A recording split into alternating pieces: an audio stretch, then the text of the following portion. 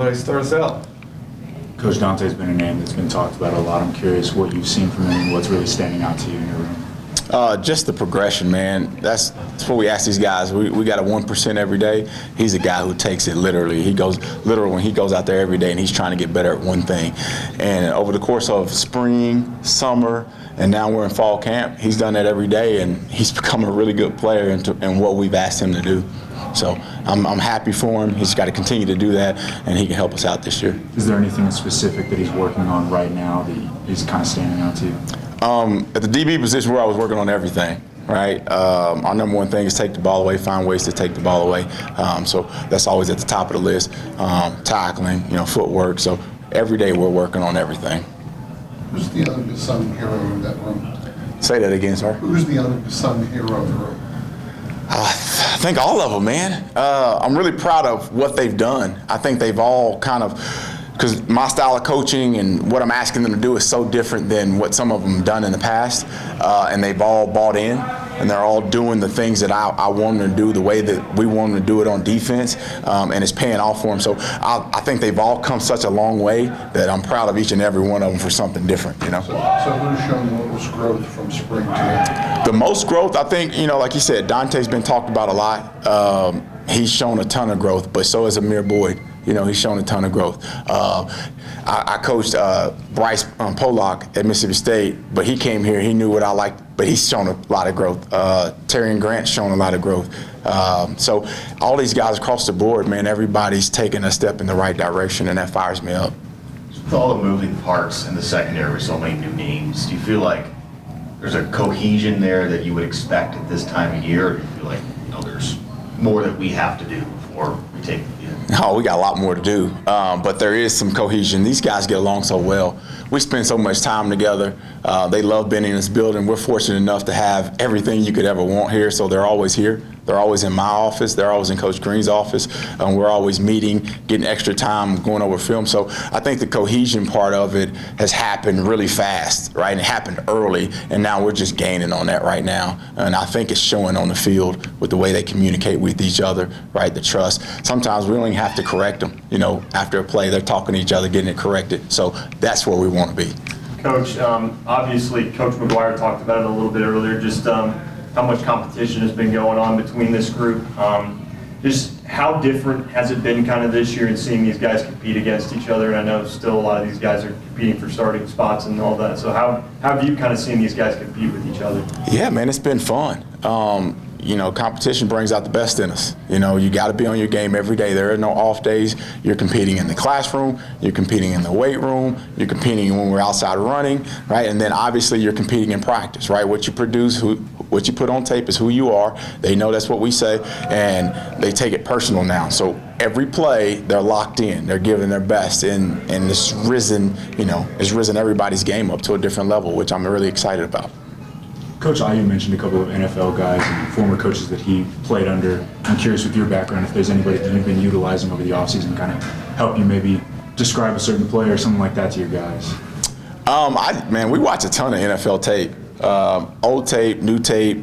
I lean on so many people. I'll be here all day saying names and giving shout outs.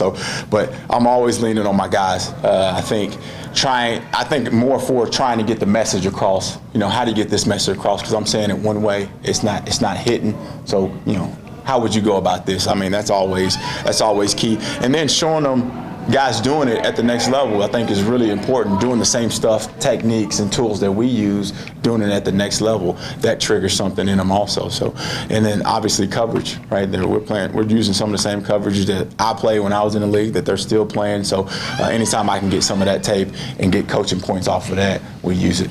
Is there any defenses in specific you're watching from the NFL right now? It's kind of a hodgepodge because some of the coordinators I've been around have been in different spots. So, I got some old 49er film. I got some Bears film. I got Minnesota Vikings film. I got all kinds of stuff that we watch. We were just watching Bears film the other day. So just from everywhere around the league. How have you seen Mo Horn kind of respond to all these new faces coming in to kind of fix a situation that wasn't great with the past defense last year? All these new guys challenging him. How you seen him as one of the returners respond to all that? Yeah, he's a competitor, man, right? He responded exactly the way we want him to respond. There is no pouting, right? There is no, well, I did this, so I deserve this. He's going out every day and trying to earn what he's going to get, which I'm really proud of him, because as a starter coming back, man, you could take it the wrong way, and he hadn't done that. He's been nothing but upstanding, and he's worked his tail off. And like I said, he's grown too as a player. You talk about those unsung guys. He's also grown with the rest of those guys. You take your coaching hat off. What matchup do you like to see the most out of the offense and your defensive back room? I think just getting guys to play confident, play fast, man. That's it. I think they know what we want them to do. They know how we want them to do it. Playing free and trusting each other. Those are the best teams. Those are the best defense. Those are the best offenses.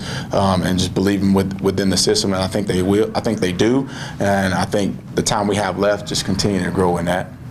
Coach, with the upgrades you guys made on the defensive line, I've heard a couple of the guys talk about that they have to kind of change their approach this year on their coverage because your defensive line is getting there quicker now. Just how have you seen these guys kind of adjust to knowing that you guys have a different pass rush kind of this year and the ability to change the coverages based off that? Yeah, no, it's really good to have a great defensive line, which I think we got the potential to have a fantastic one. And just no understanding that the ball's going to come out on time. It may come out even earlier, right? Or offenses has to change the way they attack us because of how much havoc we're wreaking up front. So obviously the coverage has to change behind it. Things are coming out quicker. We got to sit on routes. We got to be ready to attack the ball, right? We got to finish violently, but also it gives us a lot of opportunity to get our hands on balls, which is what we want. Just curious how much of a motivating factor it is. I know you have a lot of different names, but where you guys finished as a unit last year, is that something you think about, or is that something you just flush and say this for new year? Where they finished last year, I don't think we've talked about it one time. I think circumstances and things that are out of their control may happen, which is not a reflection on everybody in that room, man. It's another year of growth. They got an opportunity to go out and show that they are really good football players and they can't get it done at a high level, and that's really what we focus on. So what are the expectations of the unit with a stronger defensive line, et cetera? Of any unit I ever coached, it's high, right? There's high expectations. We're going to get after people. We're going to be technically sound. We're going to be well coached, right? We're going to be physical. We're going to own the perimeter. We're going to take the ball away. That's what it's going to be, right? And they know that, and that's the standard, and that's what we're going to work towards every day, and that's what we've been doing, and we'll continue to do it, and we'll do it in football games, and that'll be that. Coach, you mentioned the cohesion earlier. I'm curious if there's anything off the field, out of the practice facility that y'all are doing as a group to kind of help build that chemistry. We've done so much this year, a lot of cool stuff. We have days at main event together where we're just bowling, playing games. Heck, we had a Madden tournament up here. We had a dunk contest and it was a three-point contest that turned into a dunk contest over at the basketball court. So we've done so many things, man, just to get our group together, getting guys to know each other, just building that camaraderie and that trust within the team. Do you remember who won that Madden tournament? I don't. There were two, so I don't remember. No. Who has the best dunk? Man, TC. TC is he's something nasty. Man, he went through the legs one time. Dante Balfour. He can get up. He got springs. So those two dudes, I think, kind of took the cake. Even Jacoby. What is Jacoby? How tall is Jacoby? 5'9"?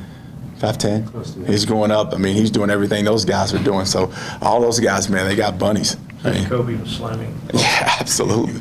And he's looking at the rim and dunking it like he put on a show. It was impressive. All right, thank you, Coach. We'll start our player and who's next. What's it going to be like when you are back in the Jones for the first time on game night? Man, I just got chills thinking about it. I'm going to be fired up, man. I love that place. And just everything around it now, how much different it is. Just seeing the game last year, being out there, watching those guys play, and now having the headset on and being able to coach guys. It's going to be fantastic. I'm more excited for my kids than I am for me, for them to see it. I'm trying to convince my daughter to come to school here, and we're still working on it. I got my son in the bag already, so we just got to work on my daughter. I appreciate y'all. Thanks, I appreciate you.